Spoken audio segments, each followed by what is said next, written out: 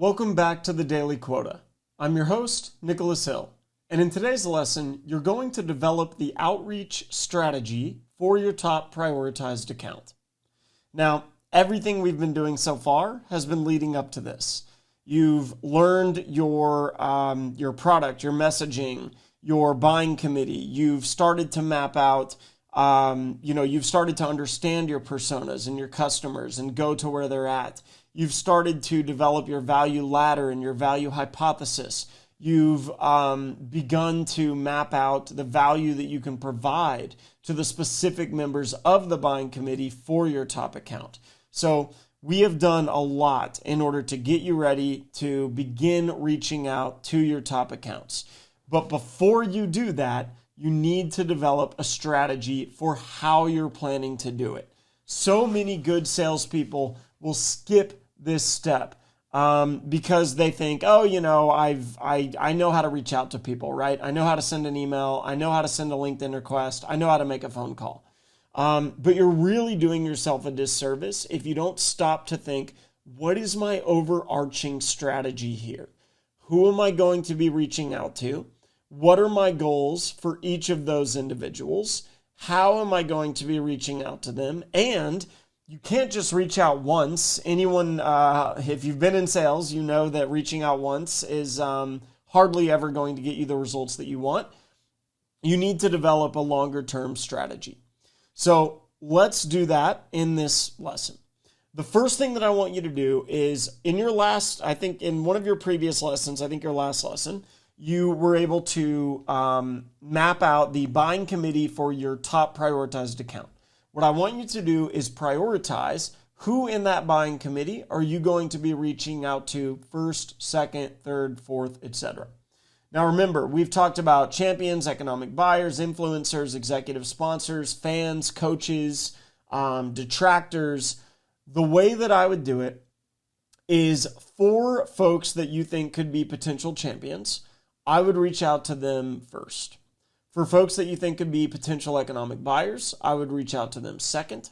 And for those that could be executive sponsors, I would reach out to them third.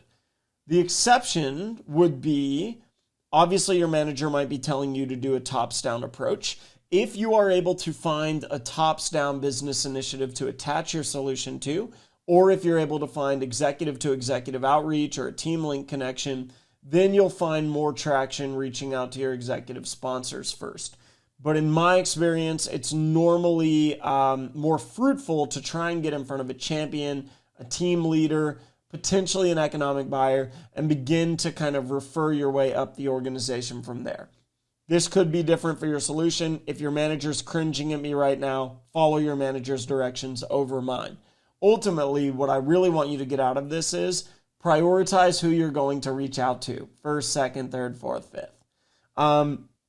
Don't discount your fans or your coaches or your end users. They can provide valuable case study information and help you see the value that your solution's already providing, especially for an expansion opportunity. So that could be a really good way to reach out to them and just start learning. Just start learning about the organization, especially if you've given up all hope, right? Maybe you've reached out so many times to so many different people, and you just really are struggling to get in front of anybody. That's when your fans, coaches, end users can come into play. And then when it comes to your detractors, I just wouldn't reach out to them at all at this stage. Not yet, right? You're going to reach out to them once you start getting traction in the deal to unblock them as a detractor. But ultimately, you want to reach out to champions, economic buyers, executive sponsors, fans, etc. So sort them into that list.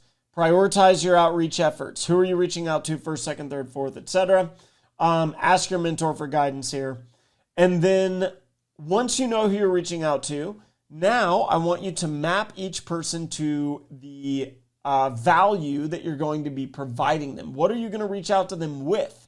And what are you hoping to get from them? And remember, we did some of this in your last lesson assignment. So you should already have that handy. Then you want to understand what is the sequence of steps and what are the types of outreach steps that you're going to take to reach out to this individual. So like I said, it can't just be one thing.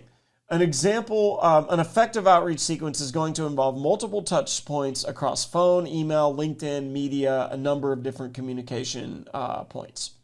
So an example of that might be on day one, you send them a LinkedIn connection request, you send them an email, and then you leave them a voicemail.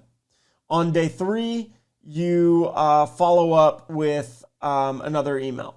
On day 5, you send them a second LinkedIn message. If they've accepted your connection request, you can follow up and you give them another phone call. On day 11, you might send them another email, right? And this time you might include a case study. Your sequences are always going to look different, and it's really, that was actually kind of a bad example that I just gave you, if I'm being honest. What I would do actually is think about, okay, I'm going to be reaching out to them across maybe a 2 to 3 week period. What am I going to give that makes each outreach different and makes each outreach compelling? So let's try this again. Maybe in your first outreach, you're talking about how users like them have been using your solution to achieve results. Maybe the second time you reach out, you're giving them some specific case studies. Maybe the third time you reach out, you're giving them a demo or some product education. Maybe the fourth time you reach out, you're giving them templates or ways that they can work better. But each time you should be giving specific value that they're going to be able to leverage. And you want to develop a sequence that includes LinkedIn, email, phone calls, voicemails, and potentially media.